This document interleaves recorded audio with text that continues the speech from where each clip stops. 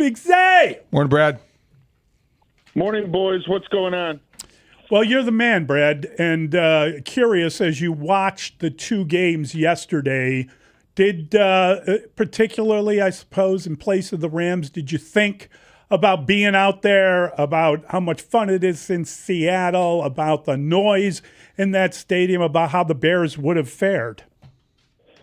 Yeah, I mean, you can certainly play the what if game there because the Bears were so close, had it right there in front of them with an opportunity to beat LA a week ago, and wonder what could have been.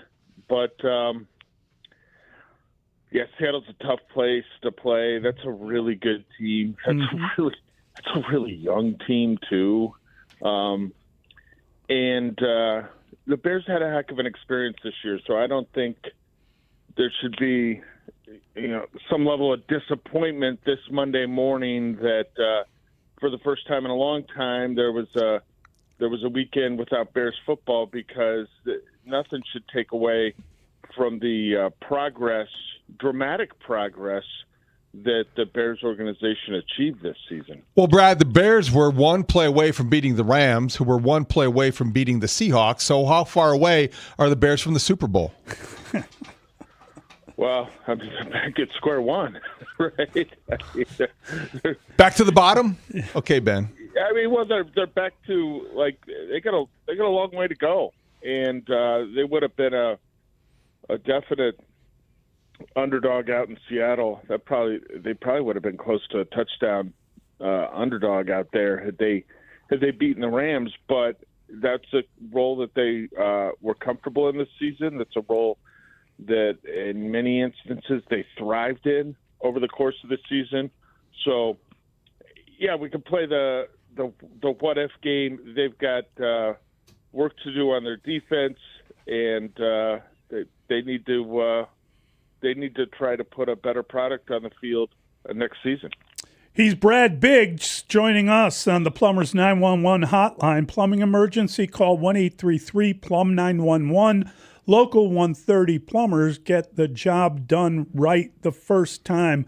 We were talking to Olin earlier, and I thought he made an excellent point. We were asking, kind of how many players away are the Bears, and his point was maybe they have the players there away. In other words, is Caleb Williams going to take another step? Can Austin Booker become this pass-rushing fiend?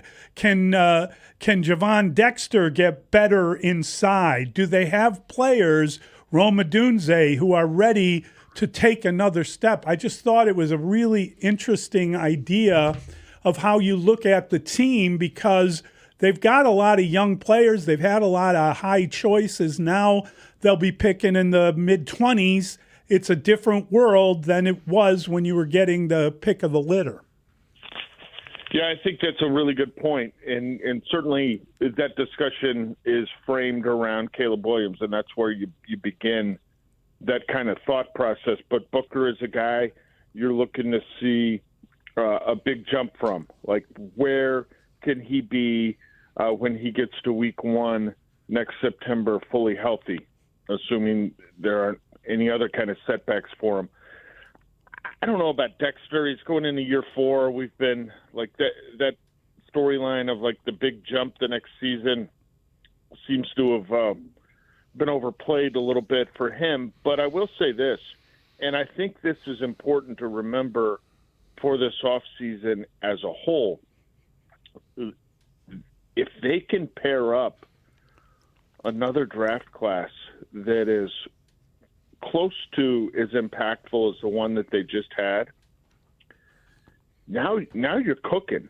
Now you've got, especially if the guys that were rookies this year come back and make some progress and some gains, and maybe not every one of them it looks substantially better in year 2. That's probably a little bit unrealistic.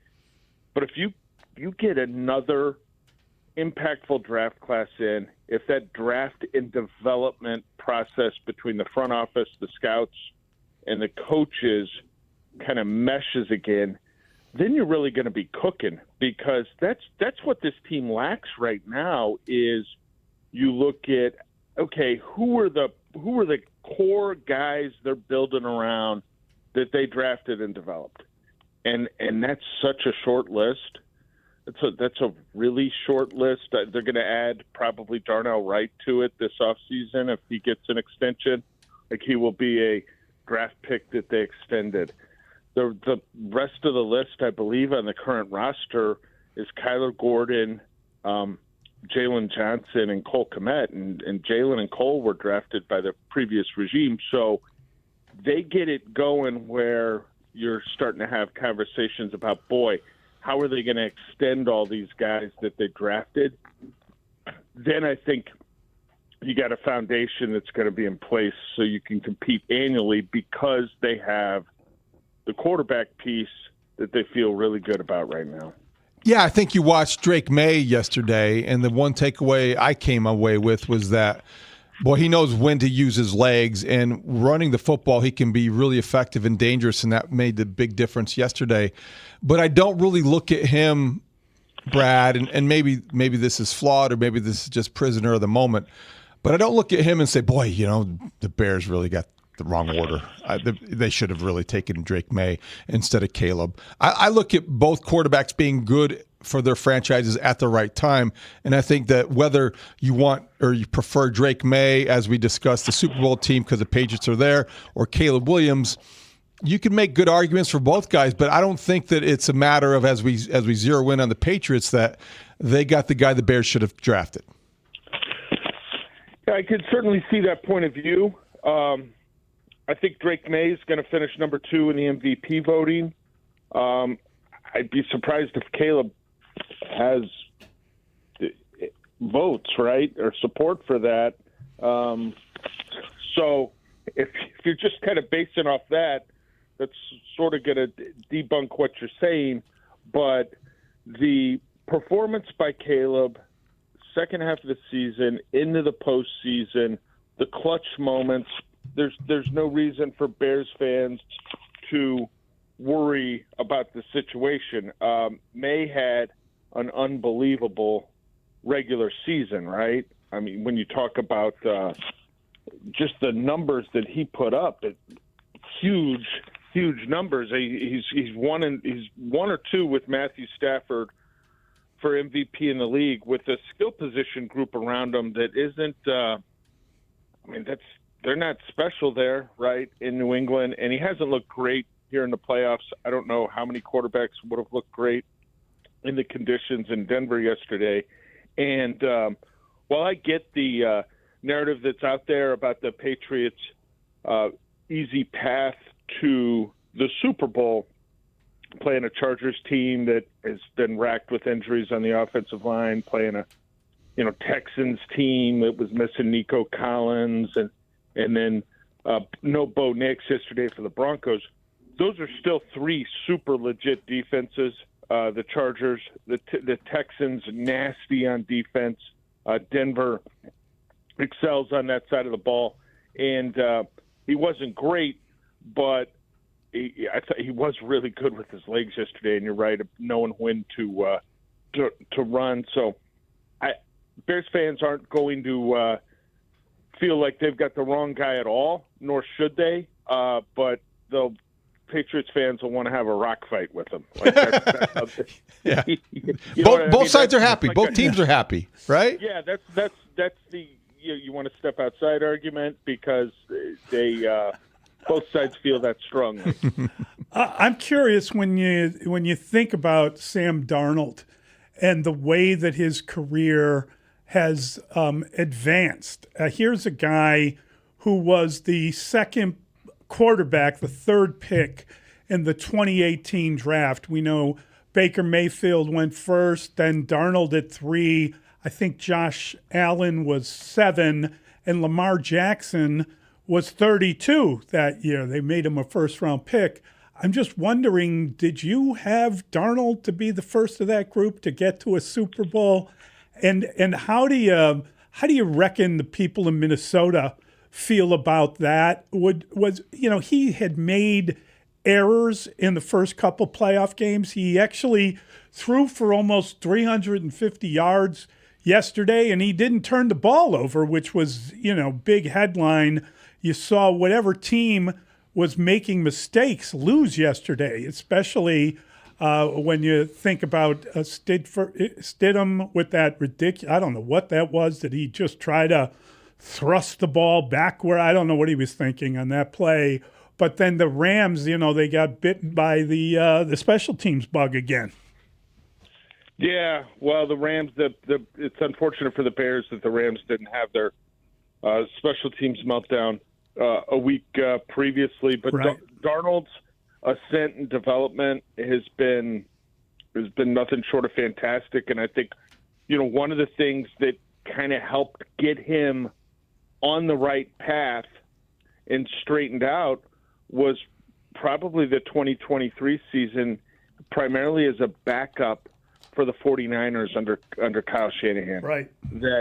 That being there where the pressure's not on you because you're not the starter, but you're watching how they coach the position, what they're asking of the quarterback.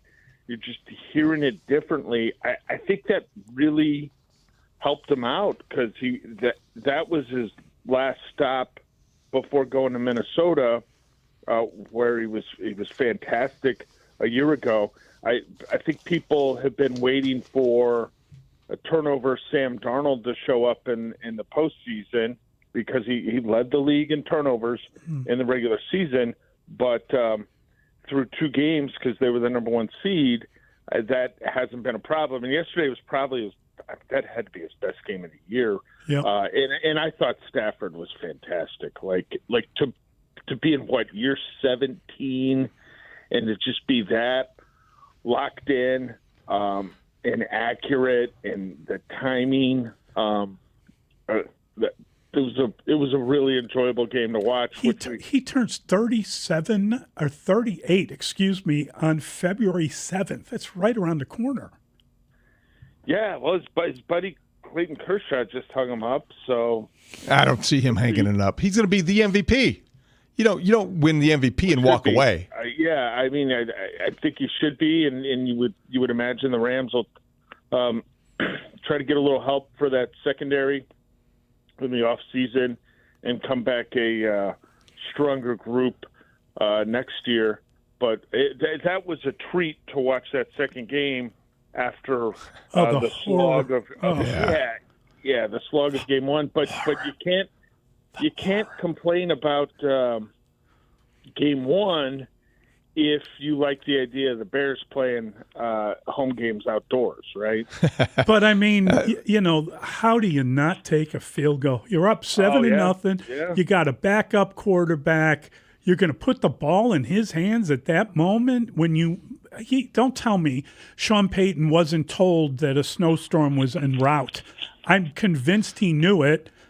Get as many points as humanly possible. Brad, are you suggesting that it's not possible to appreciate bear weather and then still complain about the quality of yesterday's game, or is one related to the other? I'm saying some people, and I'm not saying necessarily local, but are just they don't like the quality of yesterday's game, and if you want outdoor games, that's great. I got no issue with outdoor games. Outdoor games are a lot of fun to watch. I think the elements add a little something to it. And I'm sure it's most of that sentiment is not necessarily local, because I think most of the local people would prefer the Bears continue to play outside, but that doesn't generate the 365-day a year opportunity for. There were complaints that a game like that, the conditions were so bad that it shouldn't be played. I can see complaining about that. Yes, I totally understand that. Yes, but it's fact of life, I suppose. Yeah. I mean, they are working to build a new stadium in Denver. That the ball's moving on that for the Broncos. It seems like it's something that's going on in a lot of places. Brad, so Mike McCarthy moving back to this offseason takes a job at the Steelers. And Penn Live's beat writer for the Steelers reported that, or speculated that Al Harris might be a guy that Mike McCarthy looks at as a defensive coordinator. We know he's interviewed with the Packers. We know he interviewed with the Commanders. What do you think about that possible connection and, frankly, McCarthy taking over his third head coaching job? Yeah, boy, the Steelers fans are not happy with the Mike McCarthy thing, and that's like, I get it. Maybe you're hoping for the next young hotshot, but he's got a pretty strong resume, and I think he was a real serious candidate for the Bears last year as a backup plan if they could not get Caleb Williams. Like I think there's a strong chance it could have been Mike McCarthy. Not Caleb Williams, excuse me, Ben Johnson. Yeah. But to Al Harris, yeah, like they've got a very strong relationship. Obviously, Al played for the Packers when Mike was the coach in Green Bay. And then when Mike got the job in Dallas, Al had already had some experience as a coach in the league. He'd worked for the Chiefs, had a brief stop with the Dolphins. So Al brought him into Dallas, and here's what I can tell you about how Mike feels about Al Harris. I had reached out to Mike, I think it was in November or the beginning of December when I was doing a story on Al, just to get some thoughts on Al's kind of development as a coach and that transition from player to coach. And Mike didn't get back with me right away. And the story, I had actually filed the story, must have been on a Friday or whatever. And it's like Saturday about 7:00, and Mike calls. And I'm like, hey, Mike, how you doing? How are things going? Gearing up for the coaching cycle this year. You know, so we have a brief conversation. He's like, I called you back about Al. And I said, yeah, I appreciate it, Mike, but, you know, I had to file the story yesterday. And he started talking about, he was on a hunting trip and he'd been busy, and he was, and I said, so, you know, the story's kind of already filed, but thanks anyway for getting back to me, Mike. He's like, well, I want to talk to you about Al. Like, the phone conversation with Mike wasn't going to end until he was able to tell me what he thought about Al. So I said, sure, let's do it. And so that gives you an idea of how Mike feels about Al Harris. Like, he wanted me to know what he saw, what he thought, whether the story had been already published online or not. I bet that was good stuff. I mean, that's it was like one of the anecdotes was so good. I went ahead and updated the story online. He said that and this went back to Al's days as a player and how serious Al took his craft in Green Bay, and Al wanted the very best from the practice squad wide receivers that the Packers had at the time. And this is back when the practice squad is smaller guys, probably right. 8 practice squad players. But he wanted to be challenged on every single play in practice. And in order to encourage these practice squad guys who weren't making nearly as much as they do now, Al would reach into his pocket and give these guys cash from time to time. Hey, you know, here's a couple $100. You better know your stuff. You better be on it. You better bring your best to practice. And wow, yeah, I was kind of blown away. Wow, that's unbelievable. Good stuff, Brad. Thank you, Big Zay. Have a great day, guys.